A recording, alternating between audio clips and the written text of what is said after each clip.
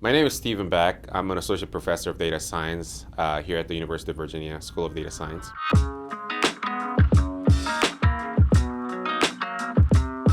So my job is basically to conduct research in the area of data science. I also teach currently in a PhD curriculum and also in a master's program. I also provide service to the university. So those three are mostly, what defines my job. So my story is I'm originally from South Korea. I did all my degrees in South Korea at a university called Seoul National University. I did mechanical engineering for my bachelor's and PhD. And as a matter of fact, all my training is in mechanical engineering. So I guess I'm a little bit on the weird, unusual end of data science faculty. But the key idea is that, in mechanical engineering, there are a lot of mechanical systems that has stochasticity, meaning that, there are a lot of uncertainties in the system, and therefore the conventional mechanical analysis would not work anymore. So for example, Newton's equation of motion is defined as force equals to mass times acceleration. Imagine you have, instead of like a single value of mass, imagine you have a distribution of mass, and then you have a distribution of the input force. So then what's going to be the acceleration in that case? So it's no longer a deterministic system anymore. It's more like a stochastic characterization of the acceleration. So then, when that kind of stochasticity presents, how are you going to, solve all this physics equation and things like that, is where mechanical engineering sort of meets statistics, machine learning, and overall data science. So that's kind of, my background. So my research is essentially about shapes. Shapes play an important role in the world around us. For example, I like cars, and cars have different body shapes. And the different body shapes of the car determine not only the aesthetic value of the car, but also the aerodynamics of the vehicle.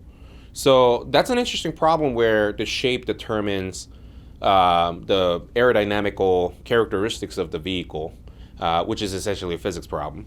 So there, you might be interested in finding the correlation between the car body geometry versus fluid dynamics, aerodynamics, quantities. For another example, in the field of medicine, it is known that the shape of the tumor, for example, has a very strong correlation with the survival rate of cancer patients. So again, there's some unknown correlation between the geometry and some scientific quantity. And my goal is to develop computational algorithms and mathematical foundations for the people to be able to analyze this complex relationship between shapes and some scientific quantities of interest. In the world of physics, and especially the physics of materials, there are a lot of interesting things happening under the level of microscale. So the things that you can only see through microscopes. So if you look at different materials under microscope, you see a lot of interesting geometry. You can see the shapes of crystals. You can see the shapes of all different kinds of structures there. And to me, that's a fascinating geometric data analysis problem because, surprisingly enough, the microscopic structures of the materials determine the physics of that material in the macro scale. So depending on what kind of geometry you have in the microstructure level, the physical property of the material, such as the stiffness, Young's modulus, thermal conductivity, All kind of different material properties change as a function of those microscopic structures. So again, the idea is, can we then establish a quantitative correlation between microstructures and physical properties? And then my group have been applying geometric data analysis techniques to discover that unknown correlation between microscopic structures and physical properties of the materials. So that's another example of the research that I'm doing in the world of shapes.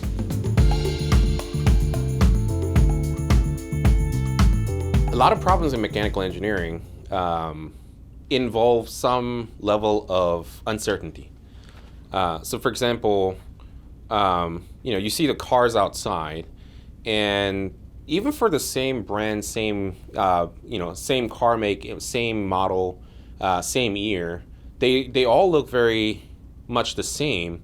But if you look at the dynamics of those cars, they're all quite different, and that's because a lot of stochasticity coming into play during the manufacturing process, during the operations, and things like that. So all the physics, all the mechanics that you learn from high school physics course or a college physics 101 doesn't really hold because of those stochasticities. So for example, F equals to ma, the Newton's equation of motion, you probably learned this as the relationship between force, mass, and acceleration. And then the way it is being taught in high school, for example, is sort of a deterministic system. So you have a single value of mass and you have a single value of force, and then as a result of that, you can calculate the acceleration or something like that.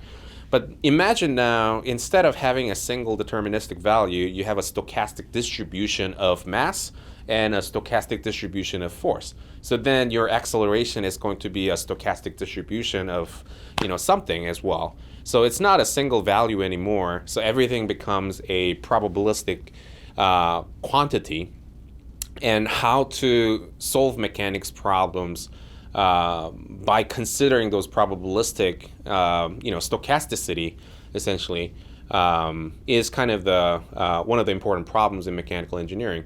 So that's where I use the techniques from data science. I used a lot of statistical analysis. I ended up using a lot of machine learning algorithms. And as a matter of fact, I realized there were much more fascinating problems on the data science end, so that I could make a significant contribution to the scientific community by bridging the two seemingly different worlds, by developing new data science algorithms, machine learning methods, and things like that. So that was kind of a story of how I ended up in data science with this, different background. I love baseball. I love playing baseball. I love watching baseball. And when I was in college, I played in a league, and I think I was pretty good at it. I was a first baseman, and then sometimes I played as a backup pitcher. And I was once, selected as a all-star first baseman for the league. So I guess that's a fun fact that I want to share.